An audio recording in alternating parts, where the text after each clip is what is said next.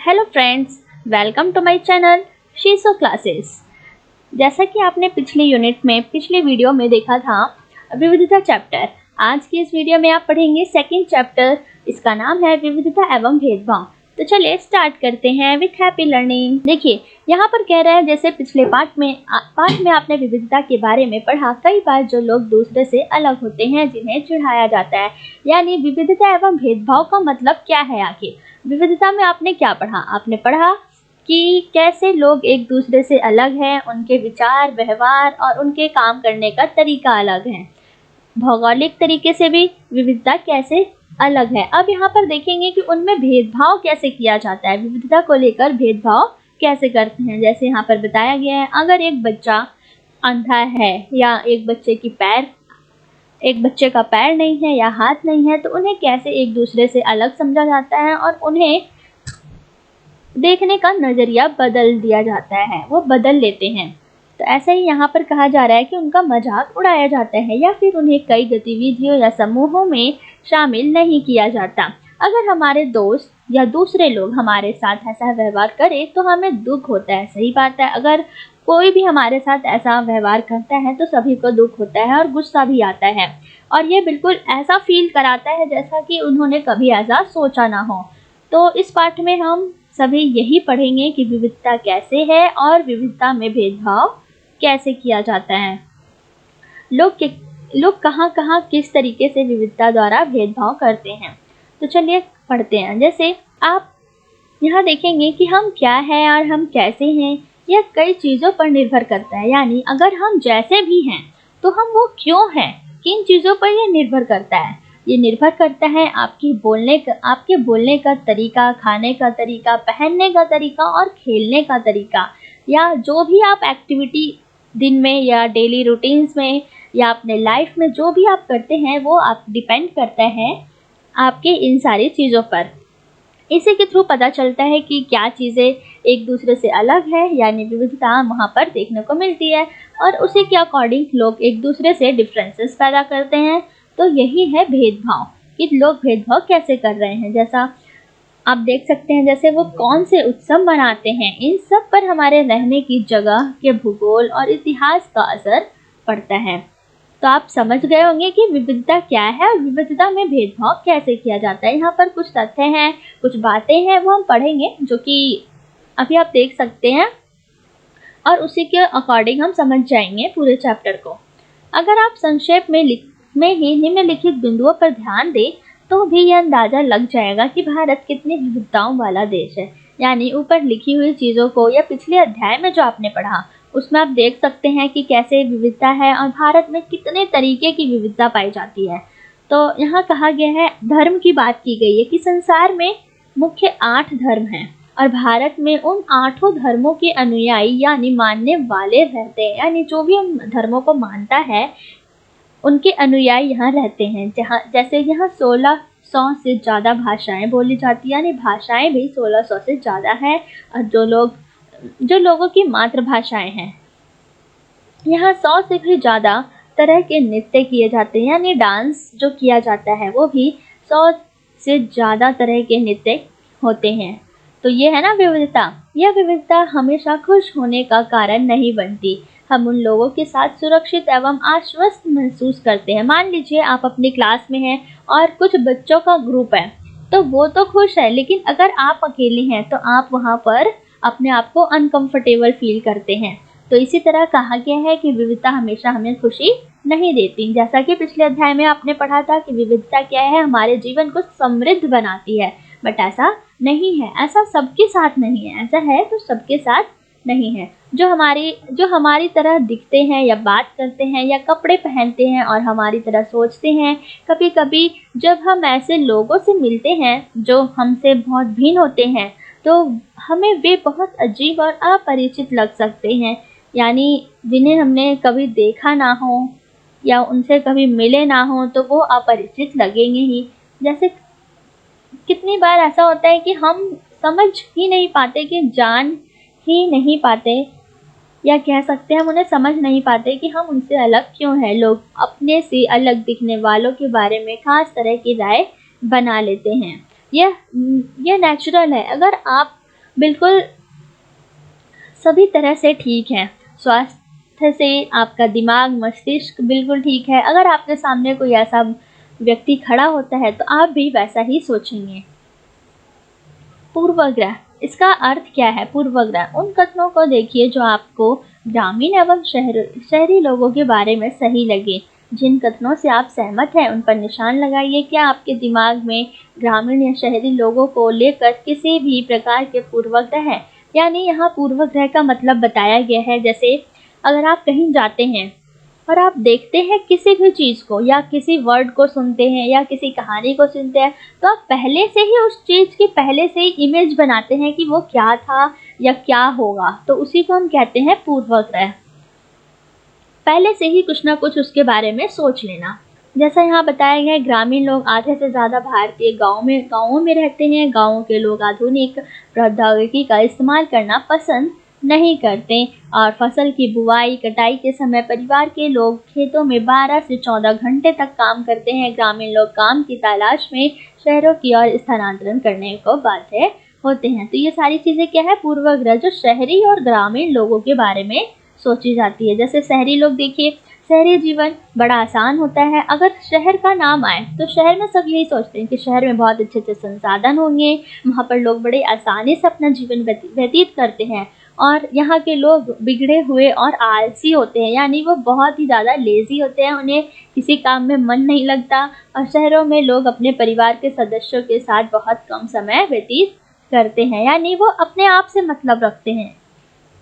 शहरी लोग केवल पैसे की चिंता करते हैं, लोगों की नहीं, जबकि ऐसा गाँवों में नहीं होता।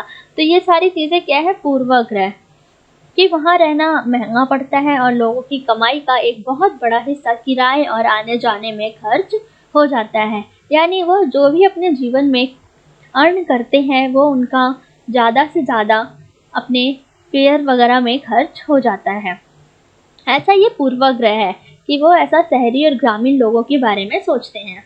तो देखिए, इनमें से कुछ कथन ग्रामीण लोगों को अज्ञानी की तरह देखते हैं, जबकि शहर में रहने वाले लोगों को आलसी एवं सिर्फ पैसे से सरोकार रखने वालों की तरह देखते हैं। जब हम किसी के बारे में पहले से कोई राय बना लेते हैं, उसे हम अपने दिमाग में बिठा लेते हैं, तो वो पूर्वाग्रह का रूप ले लेती है। देखा, यही है जैसा अभी मैंने आपको बताया कि पूर्वाग्रह क्या है।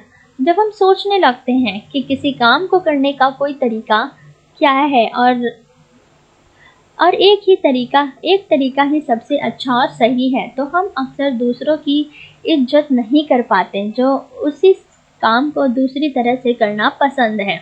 यानी उदाहरण के लिए अगर आप सोचें कि अंग्रेजी सबसे अच्छी भाषा है और दूसरी भाषाएं महत्वपूर्ण नहीं है क्योंकि इंटरनेशनल लेवल में बोली जा रही हैं, ऐसा कुछ लोग सोचते हैं, ना कि आप। ओके, तो यहाँ देखिए, तो हम अन्य भाषाओं को बहुत नकारात्मक रूप से देखते हैं, यानी कि हमारे लिए सिर्फ इंग्लिश ही इम्पॉर्टेंट है, अदरवाइज जो भी लैंग्वेजेस है वो इम्पॉर्टेंट नहीं है। परिणाम स्वरूप रिजल्ट में आप देख सकते हैं कि हम उन लोगों की शायद इज्जत नहीं कर पाएंगे जो अंग्रेजी के अलावा अन्य भाषाएं बोलते हैं। यानी अगर बाहर से फॉरेन से कोई व्यक्ति आता है, उसे सिर्फ अंग्रेजी ही आती है, तो वहाँ तो उन्हें हिंदी सुनने में बहुत ही अच्छा लगता है। लेकिन अगर इंडिया में आप देखें, जो लोग इंग्लिश जानते हैं या बहुत अच्छे से जानते हैं, वो हिंदी जानने वालों की इज्जत नहीं करते, उनका रिस्पेक्ट नहीं करते। अक्सर दूसरों के बारे में बनाए गए हमारे पूर्वाग्रह इतने पक्के होते हैं, यानी आप किसी के बारे में बहुत इतना ज़्यादा सोच लेते हैं, पहले से ही अपने दिमाग में फिक्स कर लेते हैं कि उन्हें अपना दोस्त नहीं बनाना चाहते, या इस वजह से कई बार हमारा व्यवहार ऐसा होता है कि उन्हें दुख पहुंचा देते हैं। तो ऐसा नहीं होना चाहिए कि हमें पहले से ही किसी के बारे में पूर्वाग्रह जैसी चीज़ें बनाएं।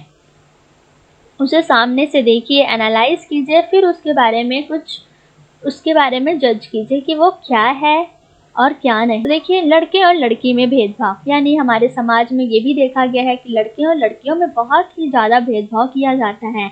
हालांकि आज के समय में ये बहुत कम है, बट अभी भी है, पूरी तरह ख़त्म नहीं हुआ। और समाज में लड़के और लड़कियों में बहुत तरीके से भेदभाव किया जाता है। जैसे हम सभी इस भेदभाव से परिचित हैं। एक लड़का या लड़की होने का अर्थ क्या होता है? आप में से कई लोग कहेंगे हम लड़के या लड़की की तरह जन्म लेते हैं, यह तो ऐसे ही होता है, इसमें सोचने वाली क्या बात है। आइए देखें कि क्या सच्चाई यही है। यानी कुछ लोग सोचते हैं कि ये बिल्कुल नेचुरल है, उन्हें में भेदभाव नहीं होता, बट ऐसा नहीं है। हम अगर आप समाज में जाएंगे, देखेंगे कि तो आप समझ सकते हैं कि लड़के और लड़कियों में भेदभाव क्या है। जैसे यहाँ पर एक चार्ट दिखाया गया है कि नीचे दिए गए कथनों की सूची में से तालिका को भरिए और अपने उत्तर के कारणों पर चर्चा कीजिए। वे बहुत ही सुशील है, उनका बात करने का तरीका बड़ा सौम्य और मधुर है। यानी ये सभी चीज़ें लड़कियों के बारे में बताई जा रही है। कुछ लड़कों के बारे में भी है, जैसे वे शारीरिक रूप से बलिष्ठ होते हैं, यानी ये लड़कों के लिए कहा जा रहा है। जैसा कि आप देख सकते हैं, वे रोते नहीं हैं, नृत्य करने और चित्रकारी में निपुण हैं, वे उद्यमी हैं, वे खेलों में निपुण हैं, वे खाना पकाने में निपुण हैं, वे भावुक हैं। तो आप इसमें से खुद ब खुद समझ सकते हैं कि इसमें कौन सी चीज़ें लड़कों के लिए है और कौन सी चीज़ें लड़कियों के लिए। लोग तरह तरह की बातें करते हैं। मैं लंगड़ाता हूँ, मेरी बोली लड़खड़ाती है, इसके अलावा और भी बहुत कुछ। मैं उदास हूँ तो कभी दुखी, लोग मेरा मजाक उड़ाते हैं। ये नई बात नहीं है। अगर तुम मेरी जगह होते तो क्या करते, तुम दूसरों से कितनी अलग दिखती हो। यानी इस तरह की बातें लोग एक दूसरे को देख कर करते हैं। देखिए यहाँ पर एक बच्चा ड्राइंग बना रहा है, इसकी टांगों में कुछ दिक्कत है और इसकी वजह से इसे लोग देखकर कहते हैं इसका दिमाग तो सही है। यानी इसके दिमाग को भी, इसके शारीरिक रूप से कमजोर होने के कारण सिर्फ इसके दिमाग को भी कमजोर समझा जाता है, जबकि ऐसा नहीं है कि जो शारीरिक रूप से स्वस्थ नहीं है वो दिमागी रूप से भी स्वस्थ ना हो। जैसा कि आए दिन आप सुनते होंगे कि लड़के रोते नहीं, या जैसा कि आपने अपने समाज में सुना होगा कि लड़के रोते नहीं, वे बहुत ही बलशाली होते हैं। तो ये सारी चीज़ें किसके लिए यूज़ की जाती है? ये उन्हीं लोगों के लिए जो लड़के हैं या पुरुष हैं, ये उनके लिए यूज़ किया जाता है। उन्हें बचपन से ही उनके मन में ये बिठा दिया जाता है कि लड़के बहुत ही मजबूत हैं, लड़कों को गिर जाने पर चोट नहीं लग सकती। या माता पिता, परिवार के अन्य सदस्य अक्सर यह कहकर चुप कराते हैं कि रो मत, तुम तो लड़के हो। और यही बहादुर लड़के का काम होता है, रोते नहीं हैं बच्चे। जैसे जैसे बच्चे बड़े होते हैं वह विश्वास करने लगते हैं कि लड़के रोते नहीं हैं। भले ही उन्हें कितना भी रोना आ रहा हो, लेकिन वो दिखाएंगे नहीं कि वो कितना रो रहे हैं। जबकि सबका दिल बहुत ही सॉफ्ट होता है, वे अंदर से बहुत रोते हैं, बट लड़के दिखाते नहीं। इसी तरह इस पैराग्राफ में बस यही बताया गया है लड़कों और लड़कियों के भेदभाव के बारे में, कि कैसे वे एक दूसरे से बिल्कुल अलग हैं। उनकी सोचने की शक्ति, समझने की शक्ति, समाज को लेकर वे एक दूसरे को बिल्कुल ही अलग मानते हैं।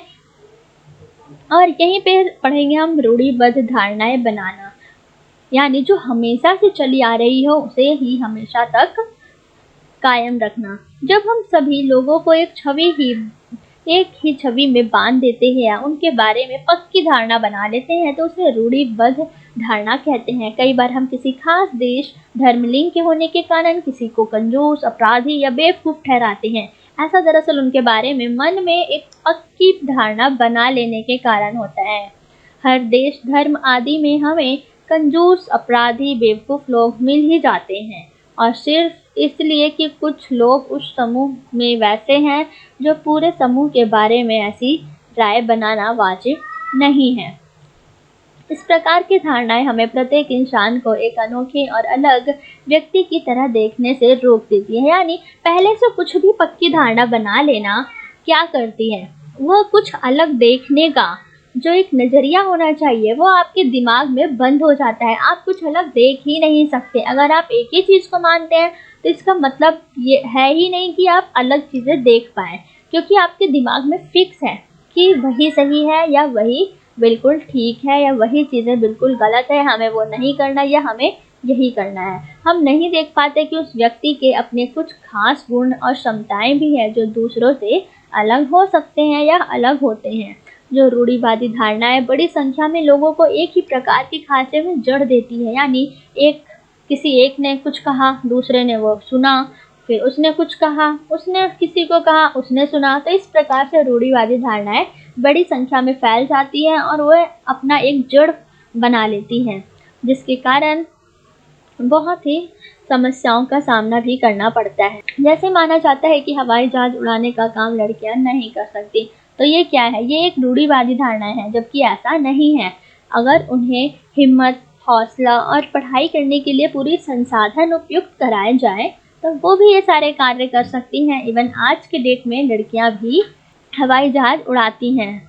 देखिए, अब यहाँ पर मुसलमानों के बारे में कि उनकी जो लड़कियां होती हैं, यानी मुसलमान अपनी लड़कियों को पढ़ाने में रुचि नहीं लेते और इसीलिए उन्हें स्कूल भी नहीं भेजते, जबकि अध्ययन यह दिखा रहे हैं कि मुसलमानों की गरीबी इसका एक महत्वपूर्ण कारण है। अब मुसलमानों में इतनी ज़्यादा गरीबी क्यों है?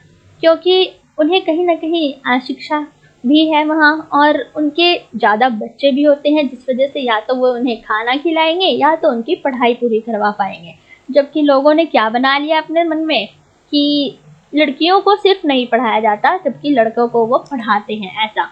जबकि ऐसा नहीं है। यहाँ पर मेन वजह दिखाई जा रही है गरीबी, कि उनके पास गरीबी है, इसी वजह से वे लड़कियों को नहीं पढ़ाने में सक्षम नहीं होते। जहाँ पर भी गरीबों तक शिक्षा पहुँचाने के प्रयास किए गए हैं, वहाँ मुस्लिम समुदाय के लोगों ने अपनी लड़कियों को स्कूल भेजने में रुचि दिखाई है। यानी अगर मुस्लिम समुदाय में शिक्षा पहुँचाई गई तो वहाँ पर उन्होंने अपना इंटरेस्ट दिखाया और लड़कियों को भी स्कूल भेजा ताकि वे पढ़ सकें। अगर ऐसा होता कि लड़कियों को पढ़ाना ही नहीं तो वे अपने बच्चों को स्कूल क्यों भेजते हैं? उदाहरण के तौर पर केरल में स्कूल प्राय घर के पास है। यानी उदाहरण में ये दिया गया है कि केरल में जो स्कूल है वो घर के पास है। सरकारी बस की सुविधा बहुत अच्छी है, जिससे ग्रामीण क्षेत्रों में शिक्षकों को स्कूल पहुंचने में मदद मिलती है। उनमें 60% से ज़्यादा महिला शिक्षक हैं। इन सभी कारकों ने बहुत सारे गरीब परिवार के बच्चों को स्कूल जाने में मदद की है, जिनमें मुसलमान लड़कियां भी शामिल हैं। दूसरे राज्यों में जहां ऐसे प्रयास नहीं किए गए हैं, वहां गरीब परिवारों के बच्चों को स्कूल जाने में बहुत मुश्किल आती है, चाहे वे मुसलमान हों, जनजातीय हों या अनुसूचित जाति के हों। जाहिर है कि मुसलमान लड़कियों की स्कूल से गैर हाजिरी का कारण धर्म नहीं गरीबी है। यानी ऐसा कुछ भी नहीं है कि उनके धर्म में है कि लड़कियों को पढ़ाना है या नहीं पढ़ाना, बल्कि यह है कि उनके पास उतने संसाधन नहीं है, उनके पास उतने पैसे नहीं है कि वे अपने बच्चों या लड़कियों को पढ़ा सकें। असमानता एवं भेदभाव। देखिए, भेदभाव तब होता है जब लोग पूर्वाग्रहों या रूढ़िबद्ध धारणाओं के आधार पर व्यवहार करते हैं। जैसा कि आपने पढ़ा, पूर्वाग्रह और रूढ़िबद्ध धारणाएं क्या है। अगर आप लोगों को नीचा दिखाने के लिए कुछ खास करते हैं, अगर आप उन्हें कुछ गतिविधियों में भाग लेने से रोकते हैं, किसी खास नौकरी को करने से रोकते हैं या किसी मोहल्ले में रहने नहीं देते, एक ही कुएं या हैंडपंप से पानी नहीं लेने देते या दूसरे द्वारा इस्तेमाल किए जा रहे कप या ग्लास में चाय नहीं पीने देते, तो इसका मतलब है कि आप उनके साथ भेदभाव कर रहे हैं। यानी जो काम आप करते हैं, आप कर सकते हैं, दूसरे भी करते हैं, लेकिन आप उन्हें करने नहीं देते, इट मीन्स ये आप भेदभाव करते हैं। और ऐसा पहले प्राचीन काल से ही देखा आ रहा है, जैसे कुएं से पानी निकालना, पानी पीना, मंदिर में ना जाने देना या अपनी जमीन पर कदम तक ना रखने देना, ये सारी चीज़ें पहले से भेदभाव की जा रही हैं। अब असमानता क्या है? भेदभाव कई कारणों से हो सकता है। आप याद करें कि पिछले पाठ में समीर, हाँ, जैसा कि आप देख सकते हैं समीर का हमने चैप्टर पढ़ा था, समीर 1 और समीर 2, जो एक दूसरे से अलग थे पढ़ाई लिखाई में, अपने बोलचाल में, बहुत सारी चीज़ों में। उनका धर्म भी अलग था। यह विविधता का एक पहलू है, पर यह भेदभाव का कारण भी बन सकता है। ऐसा तब होता है जब लोग अपने से भिन्न प्रथाओं और रिवाजों को निम्न कोटि का मानते हैं। या दोनों समीरों में एक और अंतर उनकी आर्थिक पृष्ठभूमि का था। समीर 2 गरीब था, जबकि समीर एक बहुत अच्छा था, वो पढ़ाई में भी अच्छा था। तो यही थे एक विविधता का पहलू नहीं है, बल्कि यह तो असमानता है। यानी दोनों में एक विविधता नहीं देखी गई, बल्कि असमानता देखा गया। बहुत लोगों के पास अपने खाने, कपड़े और घर की मूल ज़रूरतों को पूरा करने के लिए साधन और पैसे नहीं होते। इस कारण दफ्तरों, अस्पतालों, स्कूलों आदि में उनके साथ भेदभाव किया जाता है। कुछ लोगों को विविधता या समानता पर आधारित दोनों ही तरह के भेदभाव का सामना करना पड़ता है। एक तो इस कारण कि वे उस समुदाय के सदस्य हैं जिनकी संस्कृति को मूल्यवान नहीं माना जाता। ऊपर से यदि वे गरीब हैं या उनके पास अपनी ज़रूरतों को पूरा करने के साधन नहीं है, तो इस आधार पर वे भी भेदभाव किया जाता है। ऐसे दोहरे भेदभाव का सामना कई जनजातीय लोगों, धार्मिक समूहों और खास क्षेत्र के लोगों को करना पड़ता है।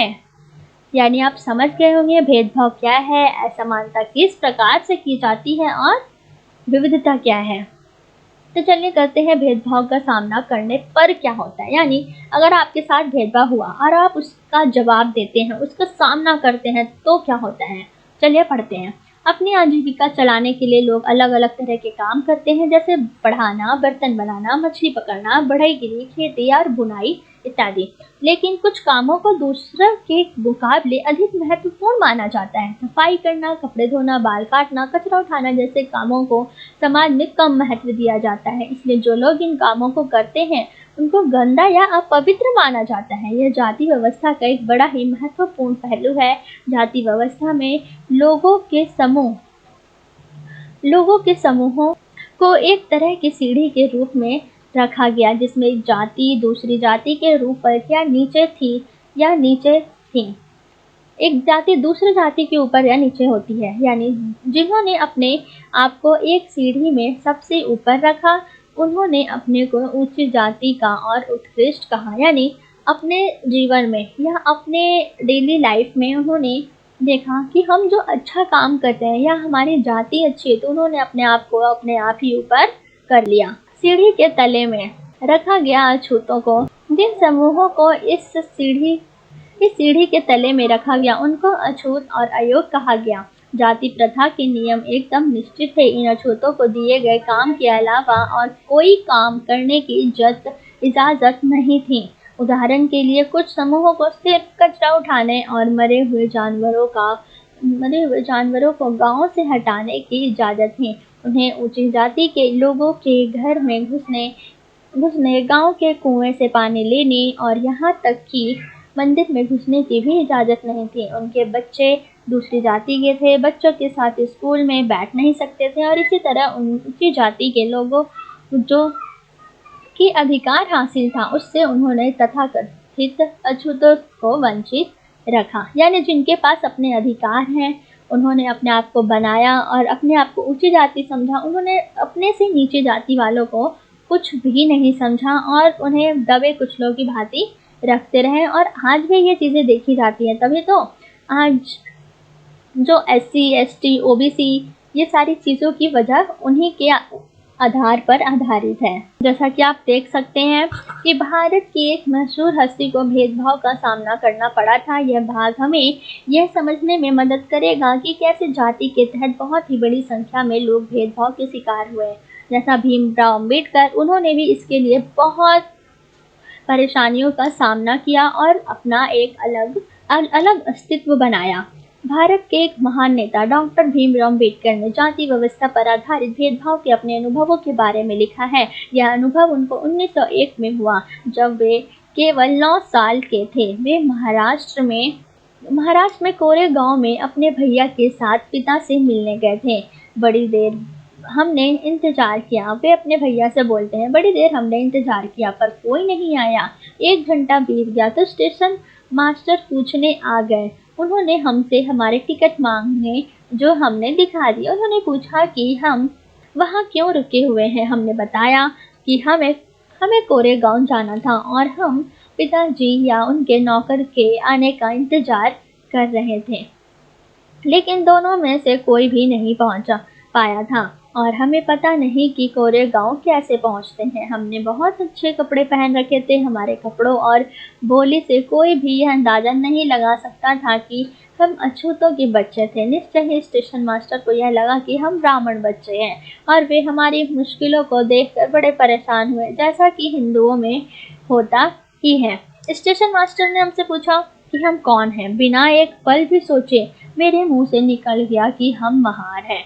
यानी बम्बई प्रांत में महार समुदाय को अछूत माना जाता है। यानी उन्होंने ये बात बता दी और उनको एकदम से धक्का लगा किसी स्टेशन मास्टर को। वे भौचक्के रह गए और उनके चेहरे पर अचानक परिवर्तन हुआ।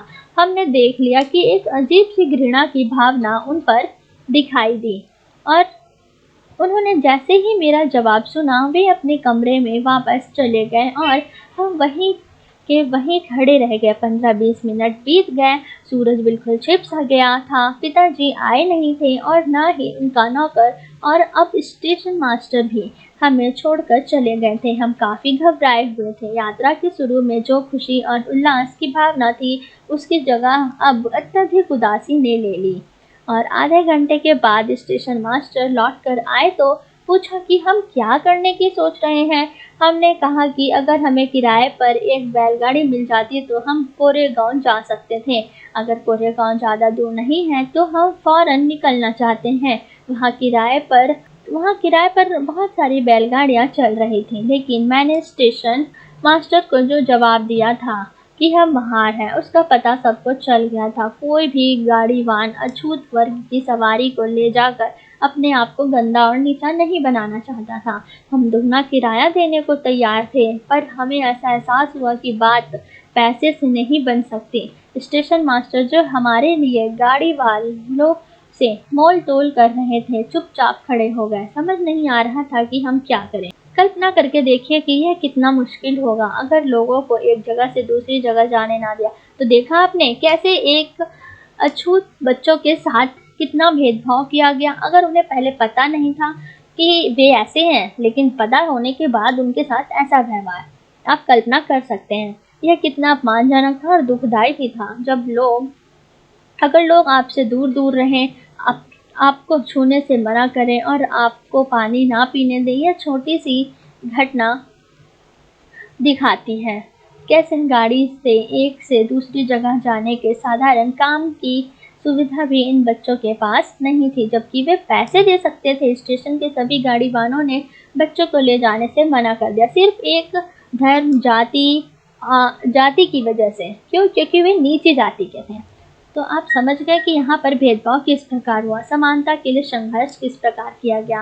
देखते हैं ब्रिटिश शासन से आज़ादी पाने के लिए जो संघर्ष किया गया था, उसमें समानता के व्यवहार के लिए किया गया संघर्ष भी शामिल था। दलितों, औरतों, जनजातियों लोगों और किसानों ने अपने जीवन में जिस गैर बराबरी का अनुभव किया, उसके खिलाफ उन्होंने लड़ाई लड़ी। जैसा कि पहले भी बात हुई, बहुत सारे दलितों ने संगठित होकर मंदिर में प्रवेश पाने के लिए संघर्ष किया। महिलाओं ने मांग की कि जैसे पुरुष के पास शिक्षा का अधिकार है, वैसे उन्हें भी अधिकार मिले। किसानों और दलितों ने अपने आप को जमींदारों और उनकी ऊंची ब्याज की दर से छुटकारा दिलाने के लिए संघर्ष किया। यानी जो ऊंचे टैक्स लगते थे, उनसे भी छुटकारा पाने के लिए उन्हें संघर्ष करना पड़ा। और 1947 में भारत जब आज़ाद हुआ, एक राष्ट्र बना, तो हमारे नेताओं ने समाज में व्याप्त बहुत तरीके के असमानताओं पर विचार किया। संविधान को लिखने वाले लोग भी इस बात से अवगत थे कि हमारे समाज में कैसे भेदभाव किया जाता है, और लोगों ने उसके खिलाफ किस तरह संघर्ष किया। यह बहुत ही सोचने वाली बात है। तो आप देख सकते हैं कि जैसे बहुत सारे नेताओं ने यहाँ पर अपनी भूमिका निभाई, जो थे डॉक्टर अम्बेडकर। इसलिए नेताओं ने संविधान में ऐसी दृष्टि और लक्ष्य रखा जिससे भारत में सभी लोगों को बराबर माना जाए और समानता को एक अहम मूल्य की तरह माना गया, जो हम सभी को एक भारतीय के रूप में जोड़ती है। प्रत्येक व्यक्ति को समान अधिकार और समान अवसर प्राप्त है। अस्पृश्यता यानी छुआछूत को अपराध की राह देखा जाता है, यानी कि वे ये एक अपराधी हैं, इस तरह उन्हें देखा जाता है। इसे कानूनी रूप से खत्म कर दिया गया है। लोग अपनी पसंद का काम चुनने के लिए बिल्कुल आज़ाद है। नौकरियां सभी लोगों के लिए खुली हुई है। इन सब के अलावा संविधान ने सरकार पर यह विशेष जिम्मेदारी डाली थी कि वह गरीबों और मुख्यधारा से अलग थलग पड़ गए समुदायों को इस समानता के अधिकार के फायदे दिलवाने के लिए विशेष कदम उठाएं।